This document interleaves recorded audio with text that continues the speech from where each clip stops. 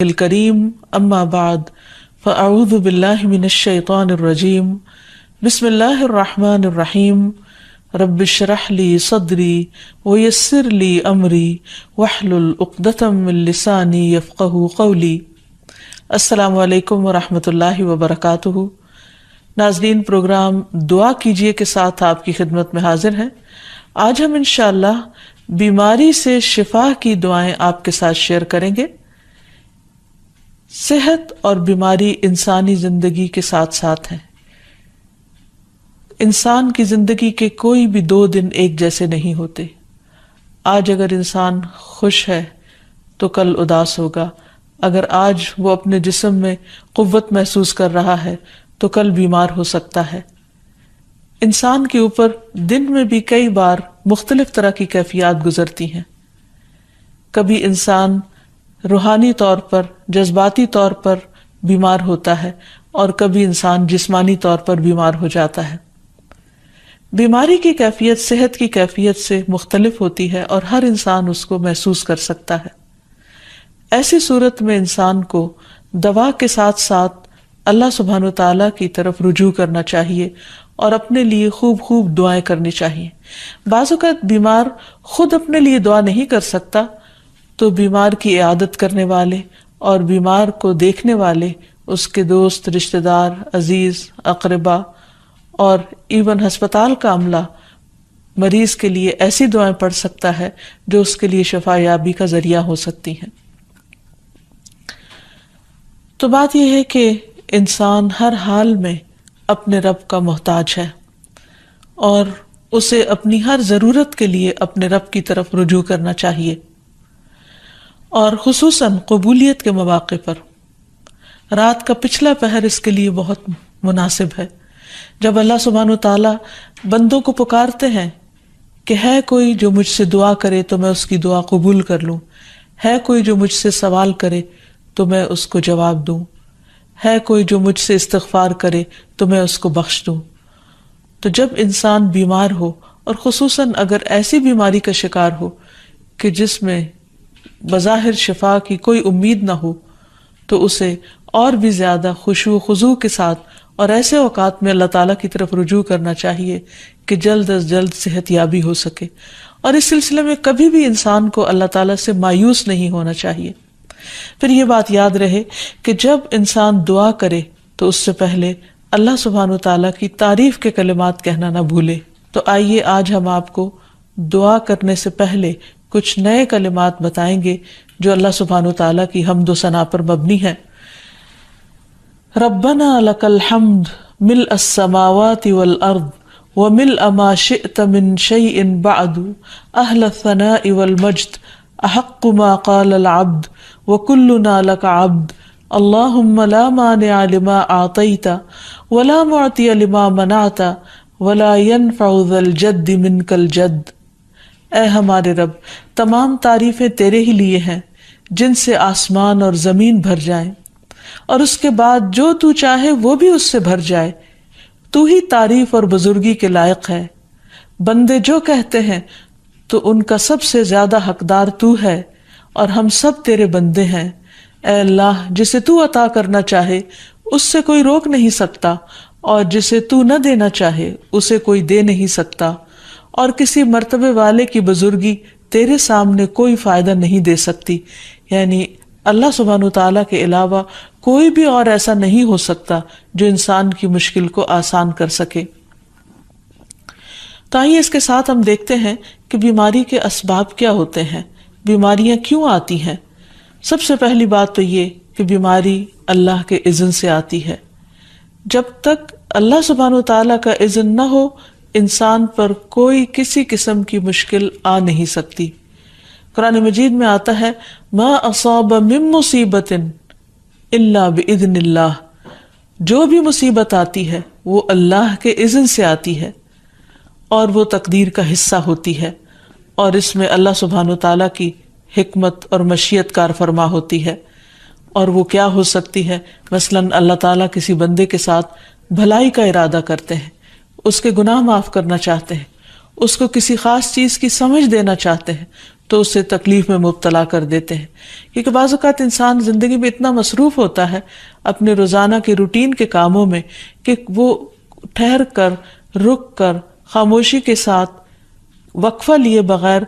کوئی ایسی بات سوچتا نہیں کہ جو اسے سوچنی چاہیے، جو اللہ تعالیٰ چاہتے ہیں کہ وہ سوچے۔ تو جب انسان بیمار ہو جاتا ہے تو ایک اور کنڈیشن میں آ جاتا ہے، وہ آرام کی کیفیت میں آ جاتا ہے۔ ایسی صورت میں انسان کو وہ باتیں بھی سوچنے کا موقع مل جاتا ہے جو عام طور پر وہ نہیں سوچتا۔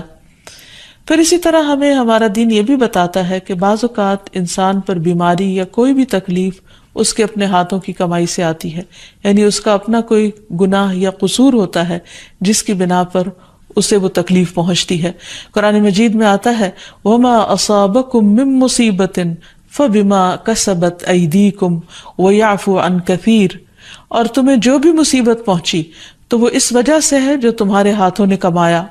اور وہ بہت سی چیزوں سے درگزر کر جاتا ہے۔ اسی طرح بعض اوقات انسان کی بیماریاں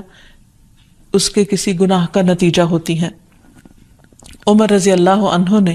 جب عباس رضی اللہ عنہ سے بارش کی دعا کرنے کے لیے کہا تو انہوں نے کہا اے اللہ، بے شک مصیبتیں گناہوں کی وجہ سے ہی نازل ہوتی ہیں اور انہیں صرف توبہ ہٹا سکتی ہے۔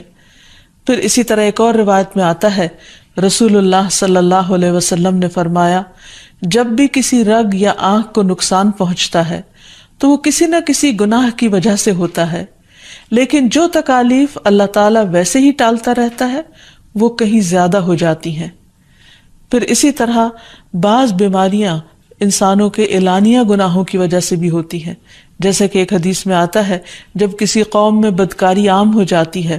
اور وہ اعلانیہ اس کا ارتکاب کرتے ہیں تو ان میں طاعون اور ایسی مختلف بیماریاں پھیل جاتی ہیں جو کہ ان سے پہلے گزرے ہوئے لوگوں میں نہ تھی۔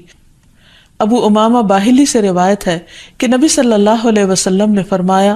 جس بندے کو بھی بیماری سے پچھاڑ دیا گیا ہو تو اللہ تعالیٰ اسے جب بیماری سے اٹھاتا ہے تو وہ پاک ہوتا ہے۔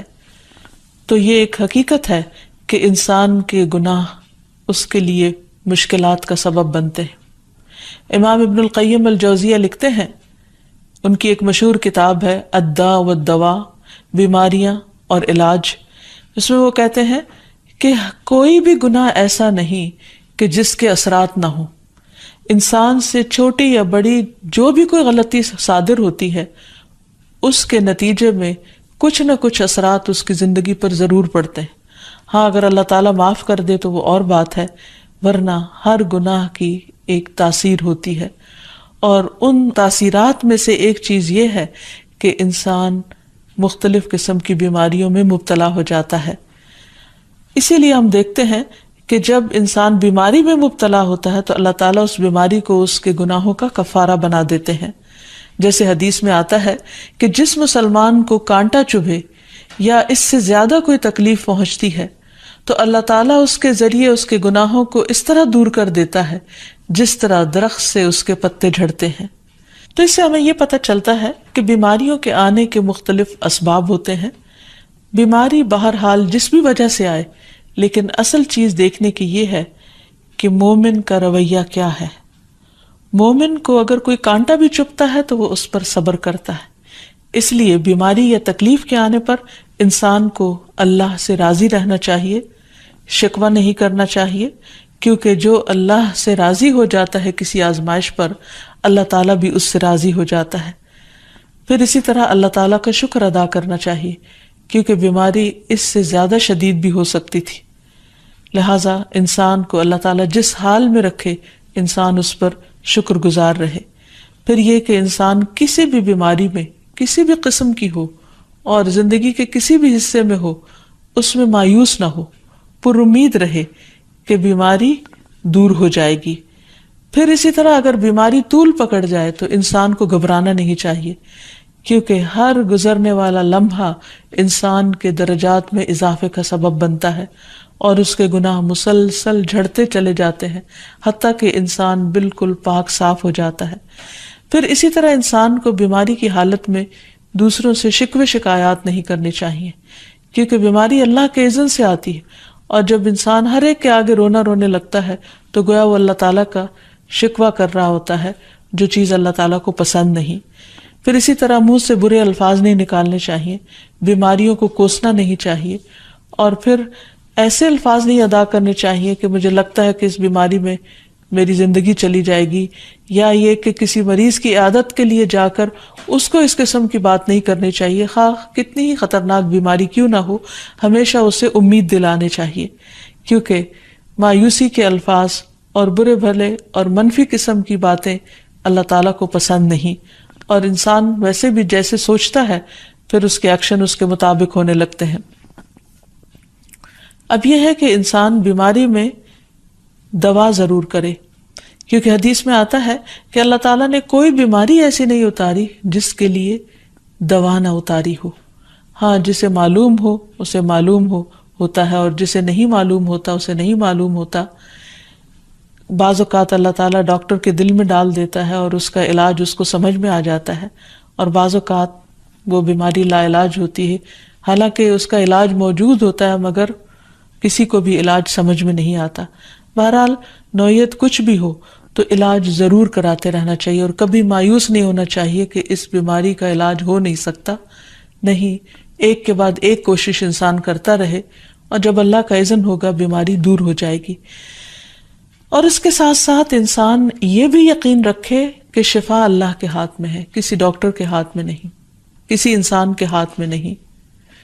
کیونکہ جب تک اللہ کا اذن نہ ہو شفا نہیں ہو سکتی، خواہ کوئی کتنا بھی بڑا ڈاکٹر کیوں نہ ہو۔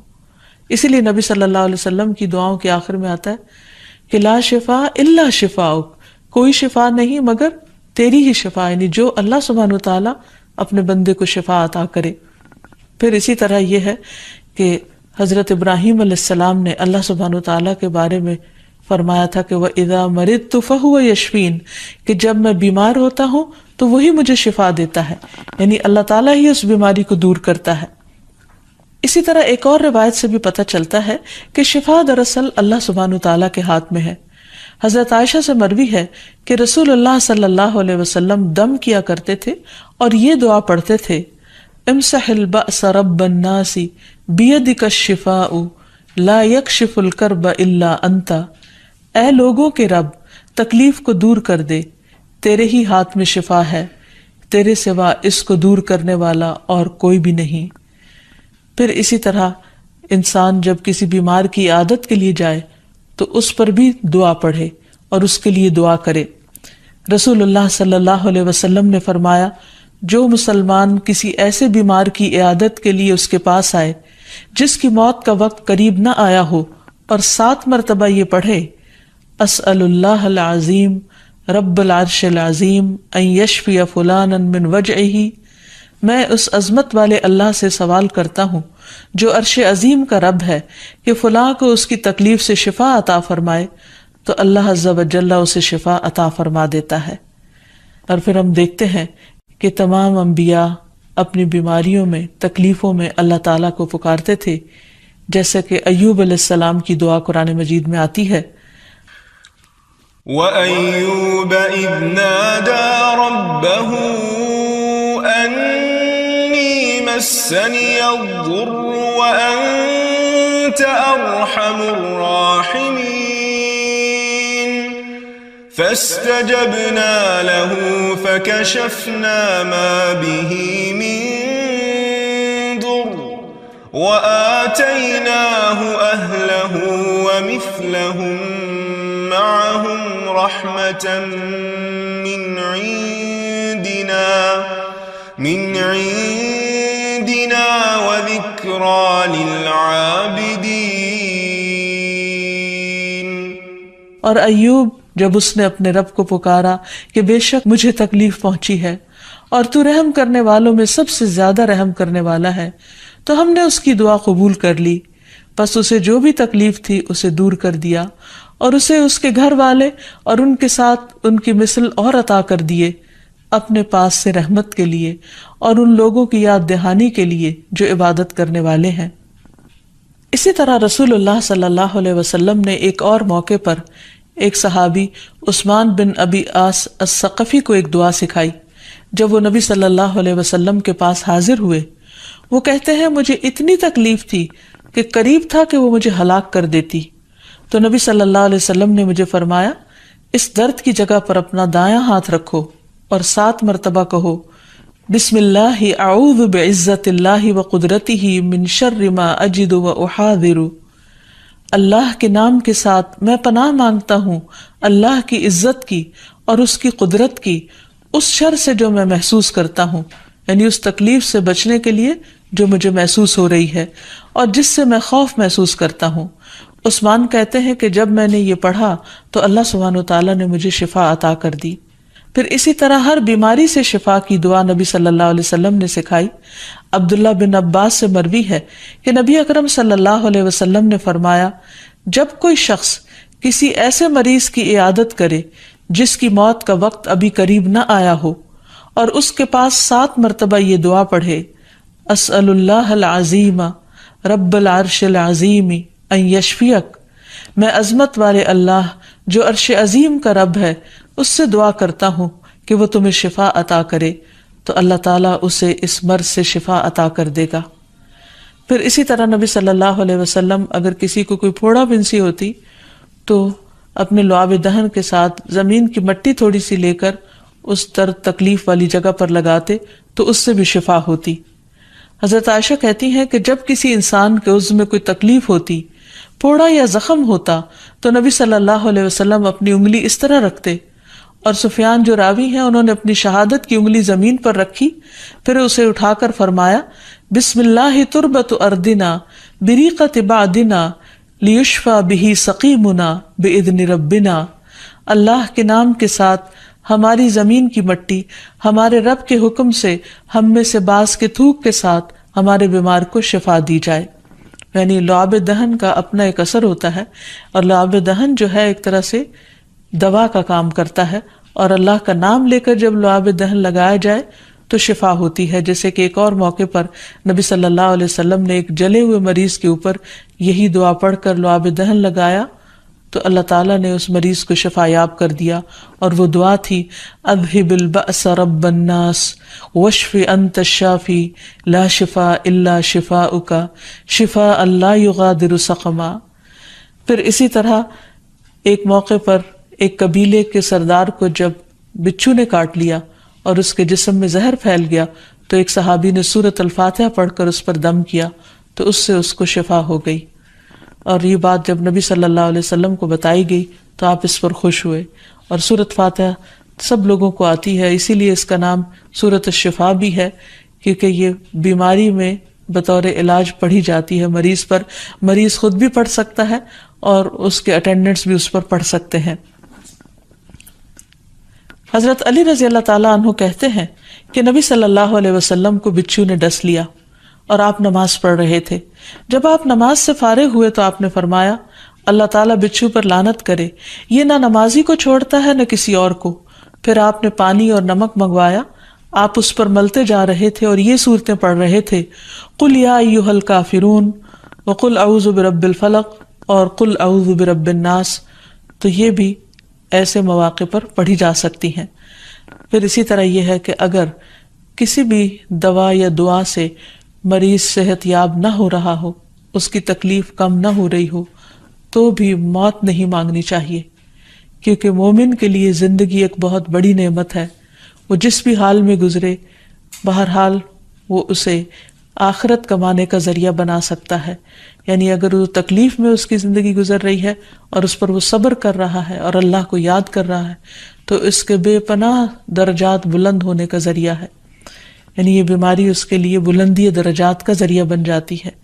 اس لیے کبھی بھی موت نہیں مانگنی چاہیے۔ ہاں اگر تکلیف حد سے بڑھ جائے تو انسان یہ دعا مانگ سکتا ہے اللہم احینی ما کانت الحیات خیرا لی وتوفنی اذا کانت الوفات خیرا لی، اے اللہ جب تک میرے لیے زندگی بہتر ہو مجھے زندہ رکھ، اور جب میرے لیے وفات بہتر ہو تو مجھے وفات دے دے۔ تو اللہ تعالیٰ سے دعا ہے کہ اللہ تعالیٰ تمام بیماروں کو صحت اور شفا عطا فرمائے، اور ہمیں بیماری اور آزمائش کے موقع پر اپنی طرف رجوع کرنے کی توفیق دے۔